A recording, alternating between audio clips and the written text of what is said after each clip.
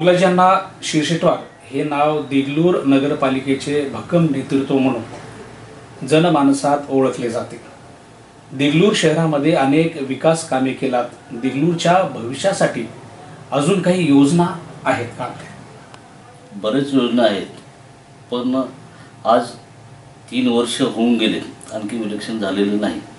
बरेच काही आपल्याला देगलूर शहरासाठी असतील आणि विद्यार्थ्यांसाठी जो आपण अभ्यासिका आपण चालू केलो, आज तो अभ्यासिका कमी पडत आहे। त्यासाठी आपल्याला आमची सत्ता आल्यानंतर आम्ही त्या ठिकाणी आणखी वर एक मजला भव्य दिव्य मुलीसाठी वेगळं आणि विद्यार्थ्यांसाठी वेगळं असं आपण अभ्यासिका आणखी नवीन बांधकाम करणार आहोत। देगलूर शहरामध्ये महापुरुषांचे पुतळे आणि कॅप्टन अब्दुल हमीद यांचे स्मारक उभारले।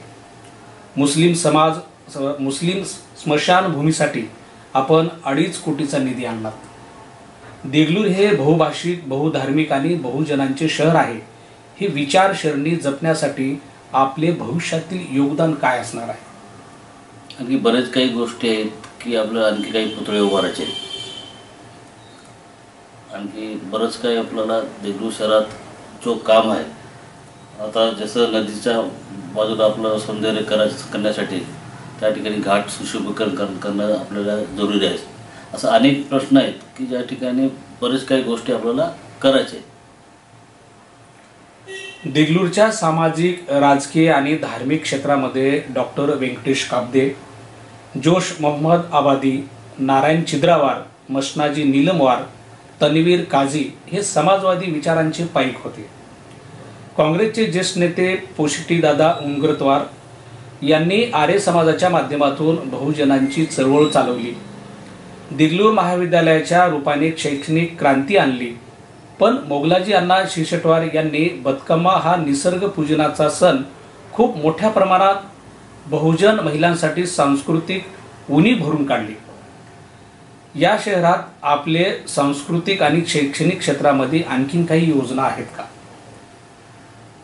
महिलांसाठी आपल्याला अनेक योजना। महिला कधीही घराच्या बाहेर निघत नाही आणि जो मी बतकम्मा सण केलो लहानपणापासून आमच्या आईसोबत असल्यामुळं हा बतकम्मा हा म्हणजे आमची एक बहीण आहे।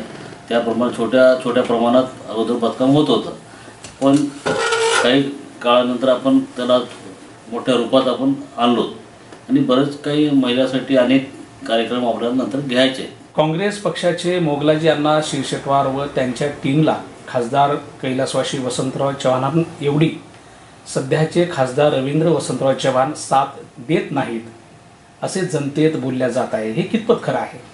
तो अफवा आहे, असं काही नाही। परवा त्यांनी भेट काम सरो आणि वैद मरो अशी गत देगलूरच्या काँग्रेस निष्ठावंतांची होऊन बसल्यामुळे खासदार रवींद्र वसंतराव चव्हाण यांच्याबद्दल नाराजीचा सूर निघत आहे। याचे पडसाद आगामी स्थानिक स्वराज्य संस्थांच्या निवडणुकीवर उमटतील असे तर्कवितर्क राजकीय वर्तुळात लावले जात आहे। यावर आपले मत काय? 100% देगलूर शहर असं कधीच देगलूरमध्ये नगरपालिकेचा झेंडा हा काँग्रेसच फडकणार आहे। आणि मागे पण आपण पाहिलात की त्या नगरपालिकेचा झेंडा फडकल्यानंतर जिल्हा परिषदसुद्धा 5 जिल्हा परिषद सर्कल सोडूनमध्ये 4 आपले काँग्रेसचे आपण जिल्हा परिषद मेंबर झालेले आहेत। आज पण वातावरण काँग्रेसमध्येच आहे, त्याच्यामुळे काही विशेष नाही। मागच्या वेळेसही ज्यावेळेस खासदार कैलासवासी वसंतराव चव्हाण ज्यावेळेस उभा राहिले होते त्यावेळेसही जनतेतून चांगला काँग्रेसला प्रतिसाद होता आणि जनता काँग्रेसच्या पाठीशी होती। पण नंतरच्या काळामध्ये म्हणजेच विधानसभेच्या वेळेस थोडंसं चित्र बदललेलं होतं। तर ती कारणे काय आणि त्यामागचं कारण काय होतं हे शोधण्याचा आपण प्रयत्न केला। बरेच प्रयत्न केलो, पण 18 वर्षाचे पासून तर 18-22 वर्षापर्यंत जे मुलं हिंदुत्व म्हणून BJPकडे काही मतदान केले, पण काही आज ज्या माणसाने मागच्या वेळेस आपण पाहिलो की अंतापूरकरांना मागच्या वेळेस ज्या पोटनिवडणुकीला पूर्ण महाराष्ट्राचे पूर्ण मंत्री नेते सगळे असताना सुद्धा त्यांना 50,000 मतदान 45,000 50,000 मतदान त्यांना लीड होतं। पण यावेळेस त्यांना कोणीही एकही माणूस तुम्ही मुलाखत घेतला की बाबा अंतापूर निवडून येणार आहे का, एकही माणूस म्हणला की निवडून 100% येणार नाही असं सर्व त्यांच्यासोबत राहणारे सुद्धा निवडून येणार नाहीत असं म्हटलं होते. त्यांच्या बाबतीत अनेकांच्या नकारार्थी प्रतिक्रिया होत्या. प्रतिक्रिया होते, पण काय झालं ते ईश्वरालाच माहीत. ते कसं निवडून आले त्यांनाच माहीत. मागील विधानसभा निवडणुकीच्या उमेदवार निश्चितीमध्ये आपले मत घेण्यात आले होते का?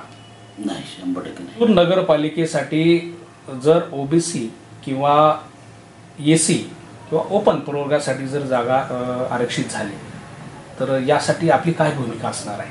मागच्या वेळेस सुद्धा मी ओपनमध्येच निवडून आलो. यावेळेस SC सुटो, OBC सुटो, ओपन सुटो, ST सुटो, आपण सर्व एकजुटीने देगलूर नगरपालिकेला कसं काँग्रेस झेंडा फडकवेल त्यासाठी आम्ही पूर्ण टीम दिवस रात्र काम करायला पण तयार आहोत. स्थानिक स्वराज्य संस्थेच्या आता निवडणुका होतील आगामी येणाऱ्या, तर यासाठी स्थानिक स्वराज्य संस्थेच्या निवडणुकीमध्ये काँग्रेस पक्षाला यश मिळेल असं वाटतं आपल्याला? 100%. म्हणजे जनतेवर माझा विश्वास आहे की मागच्या वेळेस सुद्धा सर्व टीम राष्ट्रमध्ये गेल्यानंतरही लोकांनी माझ्यावर विश्वास ठेवून आमच्या पूर्ण टीमला आणि मला निवडून देण्याचं काम पूर्ण आमचे सर्व मायबाप जनतेने केलेलंच आहे. हे आपण तुम्ही पाहिलातच. मागच्या वेळेस अशोकराव चव्हाण ज्यावेळेस भाजप पक्षामध्ये प्रवेश केले, काँग्रेस पक्ष सोडून भाजप पक्षामध्ये प्रवेश केले, त्यानंतर देगलूरमधली जी काँग्रेस आहे ती आपण तटस्थ भूमिका घेत ती तशी ठेवली होती आणि काँग्रेस पक्षाचा मी एक नेता म्हणून तुम्ही काम केला आणि नंतर तुम्हाला इथं देगलूरमध्ये हा काँग्रेस पक्षाचा तुमचा बालेकिल्ला म्हणून ओळखला जातो. तर येणाऱ्या स्थानिक स्वराज्य संस्थेच्या निवडणुकीमध्येही तुमचाच तेवढाच भरीव वाटा असणार? 100% राहणार. देगलूर शहर हा समाजाच्या विचारात असल्यामुळे कधीही काँग्रेसच्या पाठीमागे 100% आमची मायबाप जनता राहणारच आहे.